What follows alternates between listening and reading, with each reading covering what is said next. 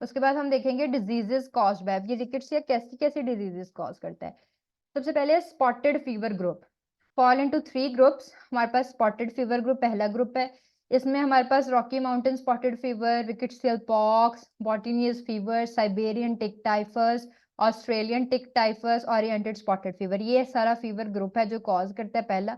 अब ये Rocky mounted spotted fever एक इन्होंने एग्जांपल दिया है, इसका एजेंट क्या है, रिकेट्सिया रिक्टसी, आर से रिकेट्सिया रिकेट्सी इसका जो है एजेंट है जो कॉज करता है। वेक्टर मतलब ये किसके थ्रू, टिक के थ्रू। ये टिक वेक्टर है कि जो लेके इसको जाता है और आगे ट्रांसफर करता है। और मेमेलियन रिजर्वायर अभी किसके अंदर रहते हैं, रॉडेंट्स या डॉग्स के अंदर इनका स्टे होता है।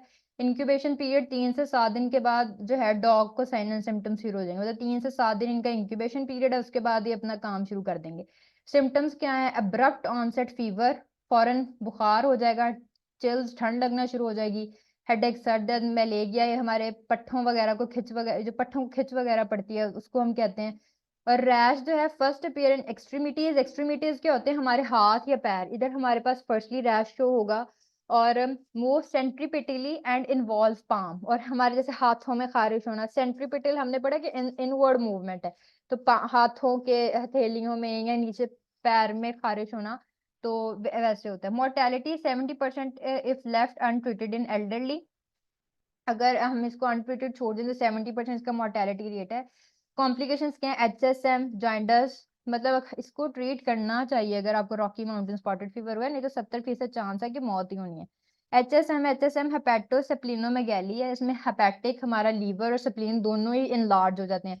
जॉन्डस यरकान हो जाता है, मायोकार्डाइटिस हमारी हार्ट की डिजीज है। यूरीमिया एंड एआरडीएस जो है, ARDS acute respiratory distress syndrome जो है हमारे पास हो जाता है, तो इसलिए हमें इसको ट्रीट करना चाहिए। इसके बाद हमारे पास टाइफस ग्रुप है, इसमें जो है ये रिकेट्सिया टाइफी भी हम कहते हैं, जो कॉज करता है louse borne typhus and Brill Zinsser disease है, जो कि रिलैप्सिंग लाउस बॉर्न टाइफस, और मरून टाइफस भी कहते हैं, मुरीन टाइफस भी कहते हैं।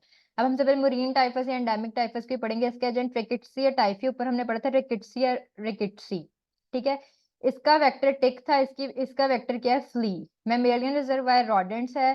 ट्रांसमिशन इसके थ्रू कहती है, अगर आपने इन्फेक्टेड लाउस को इनहेल कर लिया है, कहीं हवा में थे या डस्ट वगैरह में थे, या फीसिस के थ्रू किसी भी तरह पानी वगैरह में, गंदे पानी में मिक्स होके आपने उसको पी लिया है, या इनॉकुलेशन हो गई है स्किन में। इंक्यूबेशन पीरियड इसका 1 से 2 हफ्ते है।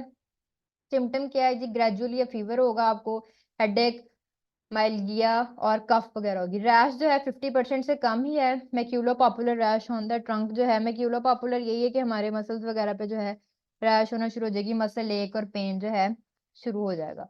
उसके बाद है हमारे पास अदर रिकेट्सियल डिजीजेस जो है, थर्ड ग्रुप स्क्रब टाइफस, इसमें सुट्सुगेमुशी डिजीज होती है, ठीक है, जो कि एनाप्लाज्मा कॉक्सिलिया जो है नो, ये और भी हैं, एल्रिकाई एंड एनाप्लाज्मा एंड कॉक्सिला, इनको हम जो है रिकेट्सियल इन्फेक्शन में फर्दर क्लासिफाई नहीं करते, क्यू फीवर कहते हैं इनको, ठीक है। स्क्रब टाइफस, क्यू फीवर क्या होता है, इटियोलॉजी जो कॉज करते हैं, कॉक्सिलिया बर्नेटी इसको कॉज करती है, वेक्टर इसका कोई भी नहीं है। कैटल और शीप में इनका रिजर्वर है, वहां पे स्टे करते हैं।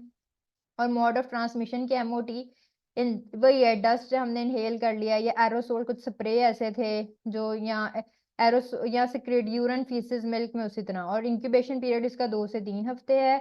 और सीएफ जो है इसके सिम्टम्स वगैरह क्या है, ये इन्फ्लुएंजा से रिजेंबल करता है, जैसे आपको जुकाम हो गया है। और ये नॉन बैक्टीरियल नमूनिया है, मतलब आप एंटीबायोटिक से इसको खत्म नहीं कर सकते। और इंडिविजुअल्स एट रिस्क,